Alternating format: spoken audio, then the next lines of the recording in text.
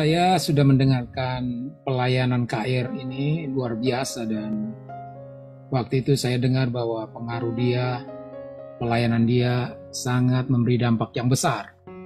Tapi ketika itu saya masih berada di Kupang dan saya cuma mendengar namanya, dan beliau juga sudah dengar tentang saya, seorang pengkhotbah cilik pada waktu itu yang pergi dan bikin KKR di mana-mana. Akhirnya satu waktu beliau mengajak untuk bikin KKR yang pengkhotbahnya anak-anak muda semua. Jadi termasuk David, Ripka, dan kalau tidak salah itu 3 hari berturut-turut ya, 3 malam. Jadi saya dikasih jadwal 1 hari, mungkin hari kedua atau hari ketiga saya lupa. Dan di situ baru kami kemudian mulai sama-sama mulai melayani, dan saya punya kekaguman sendiri untuk apa yang dilakukan oleh beliau. Bagi saya KR itu seorang visioner, sangat visioner. Buktinya ketika saya selesai SMA kemudian ingin lanjutkan kuliah, dan saya sudah punya rencana untuk kuliah waktu itu di Malang, di Brawijaya, ambil ekonomi. Saya nggak berpikir untuk full time melayani Tuhan, sebab saya masih perlu merasa satu panggilan secara khusus. Kemudian sementara saya sedang mengurus, sudah mendaftar di Brawijaya, KR ketemu saya. Dia bilang, "Kamu mau kemana?" Saya bilang, "Saya mau kuliah." "Ambil apa? Ekonomi?" Dia bilang, "Enggak, Tuhan punya maksud yang lain." Jadi dia bilang, "Sekarang jangan lanjutkan ke situ, tapi kamu harus ambil bidang yang lain." Saya bilang, "Waduh, saya sudah daftar ini, sudah lupakanlah." Kemudian dia suruh saya untuk ke Widya Mandala untuk ambil justru bahasa Inggris, karena dia rupanya melihat saya waktu itu nggak tahu bahwa nantinya juga saya harus pindah di Amerika, terus itu belum ada dalam mimpi. Tapi yang saya lihat bahwa dia bisa melihat jauh ke depan, artinya ada sesuatu yang Tuhan taruh di hatinya untuk berbicara. Jadi akhirnya saya taat saja, dia bawa saya, kemudian daftar di Widya Mandala. Lalu sekarang baru saya tahu bahwa memang Tuhan itu memberi sebuah kepekaan yang luar biasa kepada dia untuk menunjukkan alur yang harus kita lakukan. Nah, di dalam pelayanan saya melihat dengan jelas bagaimana beliau bisa memberikan arahan dan menunjukkan sebuah visi yang luar biasa. Dan ketika kita berada dekat dengan KIR, itu selalu terbakar, selalu ada inspirasi baru, selalu ada semangat baru. Jadi terus bergairah karena kalimat-kalimatnya, kata-katanya itu yang sangat menyentuh dan seperti membakar. Makanya saya bilang dia seorang yang sangat visioner sekali.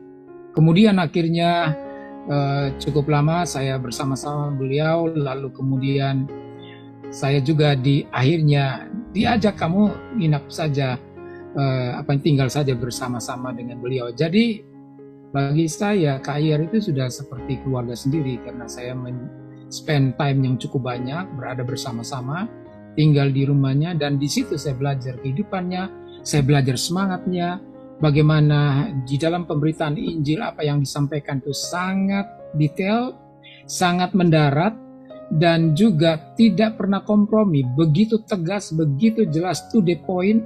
Dan ketika dia berbicara itu ada sesuatu yang benar-benar seperti trigger yang mulai membuat api itu menyala-nyala. Dan saya belajar dari situ, dan dari beliau juga saya belajar tentang misi. Saya ingat pada waktu itu selesai kuliah, saya belum berpikir untuk menjadi hamba Tuhan full time, tapi sebuah challenge, sebuah tantangan yang dia berikan pada waktu itu, bukan saja kepada saya tapi kepada teman-teman mahasiswa. Kalian kalau kuliah sudah selesai, kalau mau kerja, belajar untuk memberikan full time waktumu, perpuluhan kepada Tuhan. Dan rupanya yang dimaksudkan perpuluhan ini adalah ambil waktu untuk jadi misi. Dan beliaulah yang mendorong saya untuk menjadi seorang misi. Dan akhirnya bersama-sama beliau kami terbang ke Filipina dan berada di daerah yang sangat-sangat ekstrim. Dan di sana nyawa kami berdua juga terancam, hampir meninggal. Karena pada waktu kami selesai KKR di sebuah daerah yang sangat fanatik, kami baru sampai di hotel, datanglah orang-orang ekstremis ini, lalu kemudian mereka mengancam kami dan menodongkan senjata kepada kami.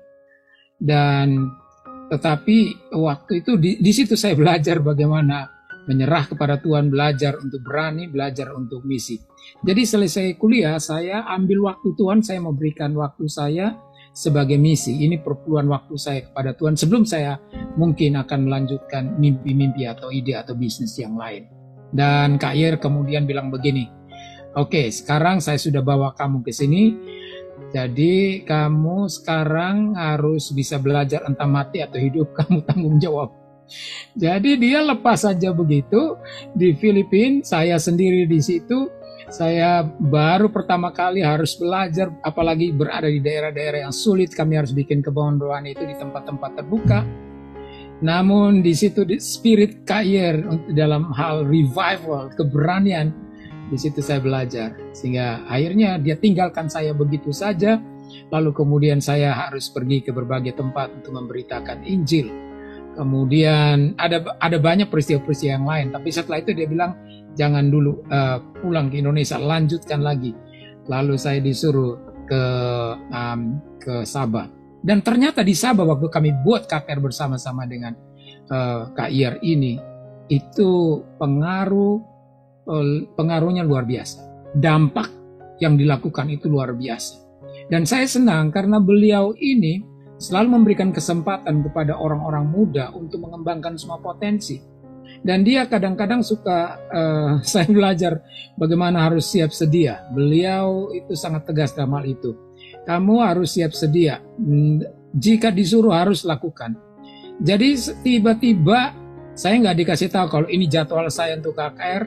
Saya pikir Kak Yer yang akan khotbah. Tahu-tahu dia bilang sekarang kamu naik dan kamu khotbah. Saudara bisa bayangkan seperti itu. Tapi di sinilah kita belajar bagaimana bergantung sepenuhnya kepada pimpinan kuasa Roh Kudus. Itulah Kak Yer ini.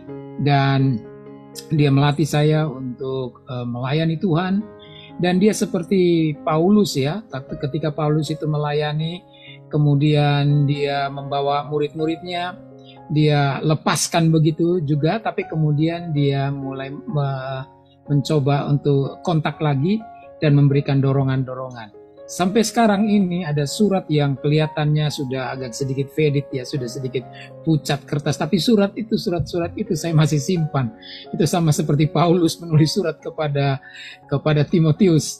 Jadi saya itu merasa seperti Timotius dan Kak Yer sebagai Paulus, dia menuliskan surat, dia mengajarkan kepada saya banyak hal tentang integritas, tentang pelayanan, tentang bagaimana membangun komunikasi, bagaimana mempertahankan sebuah pelayanan supaya tetap diurapi dan dipakai Tuhan.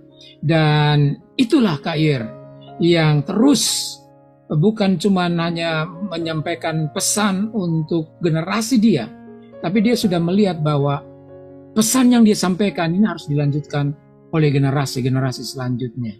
Jadi saya pikir api yang pernah terjadi baik di NTT, baik juga yang melanda di Indonesia, itu seharusnya tidak berhenti karena dia mempunyai visi yang sangat luar biasa.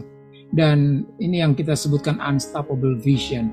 Dan saya belajar dari situ bagaimana dia mengajarkan kita supaya ayo jangan berhenti, lanjutkan terus, bergerak terus dengan bergerak dengan visi Tuhan ini sampai rencana Tuhan tergenapi.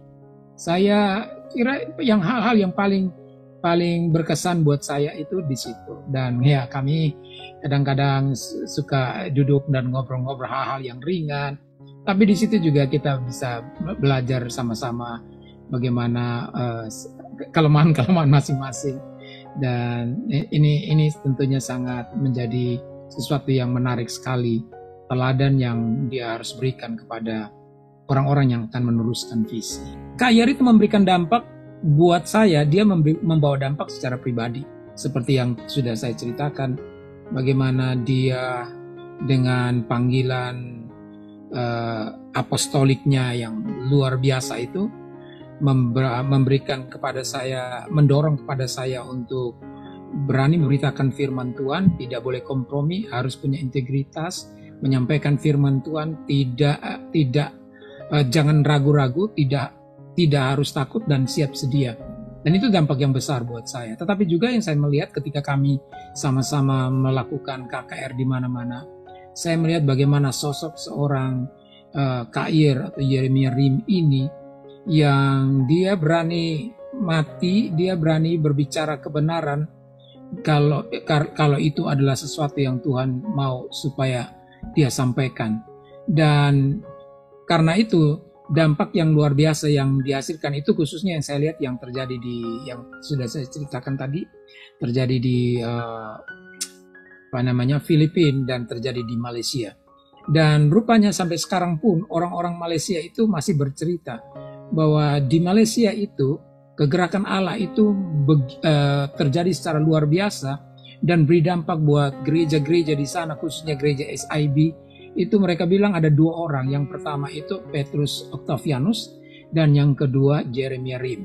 Nah, pada waktu Pak Yeremia Rim ke sana, itulah kami bersama-sama tim kami ke sana, dan bagaimana dia berbicara dengan begitu tajam.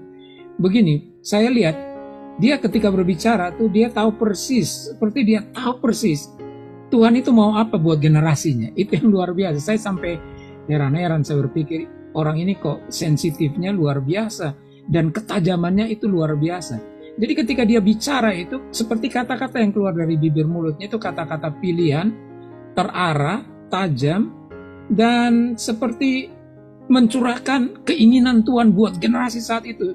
Sangat tajam, sangat jelas, sangat akurat, dan tentunya bukan cuma sangat akurat saja, tapi sangat menginspirasi. Dan selesai itu pasti ada pengaruhnya. Pasti ada kegerakan, pasti ada, kalau saya bilang, saya suka dengar istilah yang dia suka pakai itu, dan sampai sekarang saya juga suka gunakan istilah itu. Ada satu divine restless, nah, itu saya suka kata itu, divine restless. Jadi benar, setiap kali dia khotbah, itu pasti dia bilang, aku mau bikin kalian tuh tidak tenang. Sampai memikirkan apa yang Tuhan mau, sampai kalian melakukan apa yang Tuhan mau. Jadi dia bilang, aku akan bikin kamu tuh merasakan sebuah keresahan ilahi, divine restless. Misalnya, masa kalau kita lihat orang-orang belum diselamatkan, kita santai-santai saja. Masa kita lihat pelayanan di satu daerah butuh pelayanan pemberitaan firman Tuhan, kita diam-diam saja. Jadi khotbah-khotbahnya itu bikin kita itu nggak bisa hanya tenang saja. Jadi bikin kita berpikir nih, wah, ini besok saya mesti lakukan apa? Bulan depan saya mesti lakukan apa? Ya, ini istilah dia yang dia sebutkan itu sampai sekarang tuh saya pegang, divine restless, satu keresahan ilahi. Sehingga jangan membuat kita rasa nyaman, tapi kita harus memberkati dan menjadi dampak buat generasi pada masa kita. Kalau kita diam saja dan pasif, wah, ini ada something wrong dengan kita katanya. Jadi pokoknya pada waktu dia khotbah pasti meninggalkan itu yang saya sebutkan tadi, divine restless. Itu merasa, aku masa begini saja, mesti maju. Aku masa diam saja, mesti beritakan firman Tuhan. Begitu, Pak. Iya. Iya. Luar biasa. Terus kepergian Pak Teni ke Amerika itu awalnya untuk membuka cabang MDC ya, diutus sama Kak Yer juga atau gimana? Bisa cerita? Sebenarnya, oke. Jadi saya kira, saya pikir itu adalah bagian dari rencana Tuhan ya. Sebab sebenarnya Kak Yer tidak pernah juga berpikir bahwa saya akan tinggal di Amerika, karena dia nggak tahu. Jadi waktu saya masih setelah Kak Yer meninggal itu kan akhirnya saya membantu pelayanan yang ada di Jakarta kan, GKPB MDC yang di Jakarta. Tapi di Jakarta itulah, jadi itu setelah Kak Yer sudah meninggal, jadi dia nggak tahu persis. Dia nggak tahu kalau saya akan ke Amerika begitu. Oh, untuk menetap. Anda ke Amerika itu justru setelah Kak Yer meninggal ya? Betul. Oh. Betul. Jadi bayangkan bisa lihat itu seorang visioner Bahkan kalau saya lihat dari waktu dia bangun gereja aja, kan kita kan masih anak-anak muda semua. Banyak orang protes. Ngapain ini KYR ini bangun gereja di sebuah daerah yang kosong, nggak ada orang, jalannya masih batu-batu, berlumpur-lumpur loh waktu itu. Di Putat Gede. Surabaya. Iya. Tapi ya, dia bisa. Jadi setelah saya di Jakarta, waktu itu beliau sudah meninggal. Kemudian baru Tuhan persiapkan saya untuk ke Amerika. Dan sekarang kan saya tahu, oh itu maksudnya bahwa Tuhan pertemukan saya dengan KYR dan dia bilang, udah lupakan yang di Brawijaya itu, kamu harus masuk ke Widya Mandala. Sampai bahasa Inggris. Iya.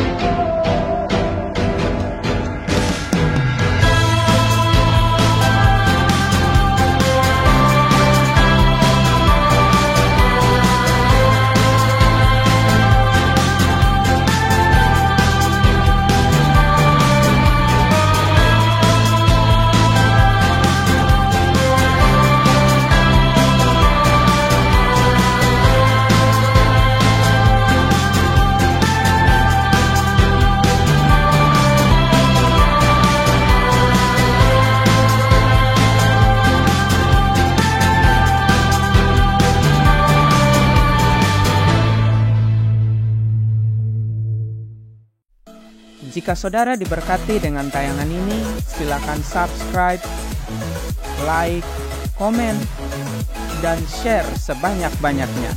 Terima kasih.